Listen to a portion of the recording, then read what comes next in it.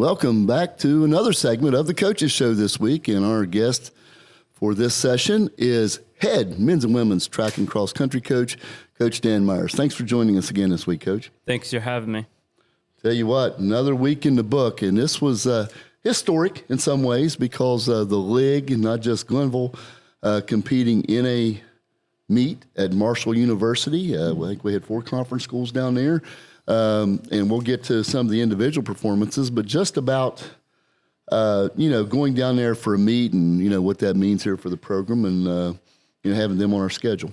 Absolutely. And over the past few years, gotten super close with Caleb Bowen, who's the head coach down there for cross country at Marshall, and him and a bunch of other people close to their program helped put on a great meet, and it was a phenomenal course at the YMCA Kennedy Center, and it ran fast, and but there were a few hills in there that we probably weren't expecting, but just a great course, and it provided, especially at the beginning and the end, they kind of went through kind of like a 7-minute section, especially in the girls race. We saw the guys a little bit more because they kind of looped back, but the girls, kind of the middle of the race, we saw kind of the beginning and the end, but as far as spectators, there was a lot of people, and a lot of local people that really just new people in the race were there watching. Yeah. And I thought it was a great, for the, the cross country community in general. So, and it was the first meet they've hosted in a really long time. And I think they did a really good job, and they're hoping to continue to keep it going and make it even bigger for years to come. So, and I think the way they have their course lined up, they could add a lot more teams from where the start and finish is. And, it was a well-run meet, and we had a really good experience. Yeah, and a big shout-out to Caleb, and, of course, I know, we've got Andrea down there, and, a lot of love for the Marshall program and what's going on down there with that group. Yeah, absolutely, and, awesome to see them, young coaches, around my age that are excelling down there, and, with them adding the men's program back, I think that's going to, provide a challenge for us recruiting wise and all the other D2s in the state, but it's awesome to, still see, so many in-state kids, kind of compete at the highest level. So that's awesome as well. Yeah. Very historic move. And you're not old enough to fully remember that, but when that day happened, when WVU and Marshall both dropped them in, it was within about a week. And so for the sport, for Marshall to be bringing them back, and then they got that nice facility, very nice. For your team, first on the women's side, PRs across the board, and in historic 35-year record goes down. Big for the institution here, period. Yep. But just talk about that side. So our top 5 placers all had personal bests, and some of them were pretty significant. Obviously what Natalie did, and we'll kind of get to that, but, something that's kind of crazy to think about is for a team average, for our 5K average, it was the fastest since we've been in the Mountain East. So, that's over a decade. And it probably goes back further. It's just a little research that I know that needs to be done.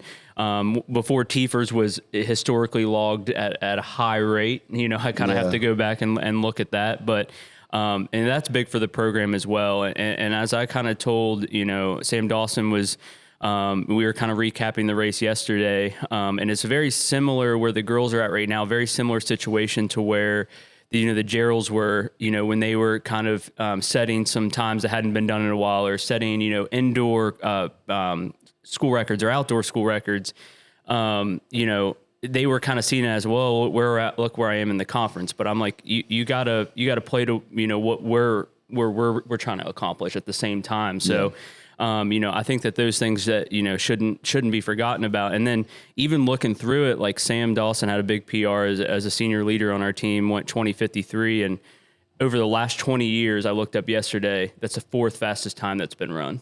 Yeah. So, that was something that I wasn't really expecting, but I did a deep dive into that yesterday, and, that's awesome to see, and something that she's super proud of. But kind of going into Natalie's performance, being the second freshman in the race, top 4 in the conference, and, 2 of the girls in the conference that beat her are senior and junior, very experienced runners, and people that we've talked about a lot as people that we potentially see in her run with down the road. And she had an excellent finish that, there was a spot there where she was looking like, it could fade to 11th, but with a little over 200 meters to go, she made a strong move and got into the 9th position. And, being top 10 wasn't really something that was like the goal for the day. We were shooting more for like time or kind of in place with where the MEC runners were. And it just kind of fell that she got to be recognized in the top 10 and, bettering the school record by 30 seconds. And I think her progression's huge. Like our first meet, was a huge personal best for her at 1950, running 2020 in high school. And now we're in the 18s. And she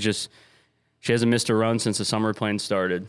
So, wow. We're hoping to keep her healthy and keep that going. And we're really excited to see that bunch, grow as a whole. Savannah had a big PR summer and Hannah Hill joining the group, and hoping to get Grambling back into the mix at some point. Cause I think we could have knocked off another team or two with her in the mix. Yeah. And like you said, she, with the pacing that you feel like, the more experience she gets in running and racing at 5K, that she's going to get better and better. So absolutely. And I don't see with where her strength is at, that this moving up to 6K this coming weekend is going to be too much of a stretch for. And we're going to, at the end of the week, we'll have our weekly meeting and talk about again who we need to kind of dissect to kind of move into the better half and compete against some really good regional runners. Well, and before we go on to the men, of course, you mentioned Natalie. I know Craig's mom had it, and it was the 4th year of cross country in our league, and that has stood 35 years. And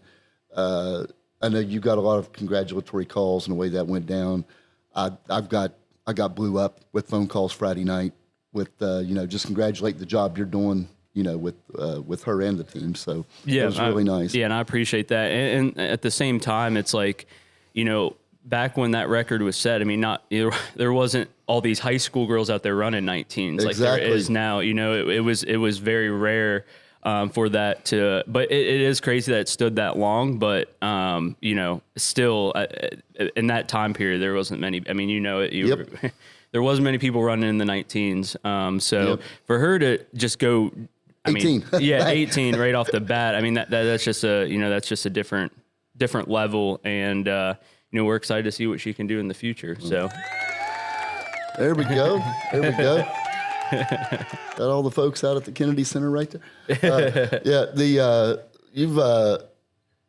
The men's side, there was some solid and some PRs on their side as well. Mm-hmm. Yeah, we still came away with 5 personal bests on that side. Obviously, 2 of them being guys that hadn't ran over 8K before, but guys that would look back at their high school career and couldn't imagine that they could run a 5-mile course or almost a 5-mile course at what they did. And BJ led the charge. And I think at the end of the day, it was a personal best. It wasn't exactly what he wanted, but it was a long finishing stretch. And I told him, I was like, when you were on that last finishing stretch, like people 50 to 100 meters in front of you, 50 to 100 meters behind you, 3 years ago, BJ would have been stoked to know that like those were the names that were in the ballpark where he was at. So, and he puts in a lot of great work, and we had a good pack from 2 to 5 as well.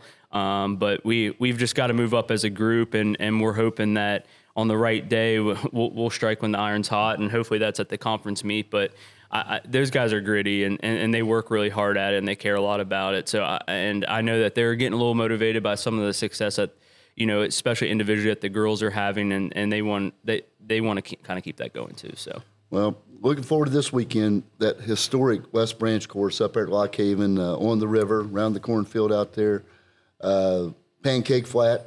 What are you looking for this weekend from the Pioneers?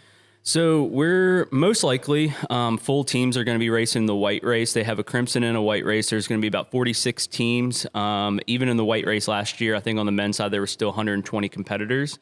So for the men, we're hoping that we can kind of keep that top 5 together again, as close as we did.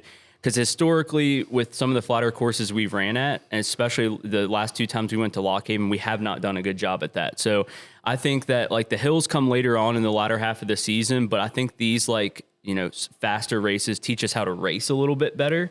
And we've just got to be aggressive off the start. On the women's side, I think that they. I kind of told them, obviously this is, at the end of the day, they score the team, but like, we've got to think a little bit more individually, kind of, again, learning how to race.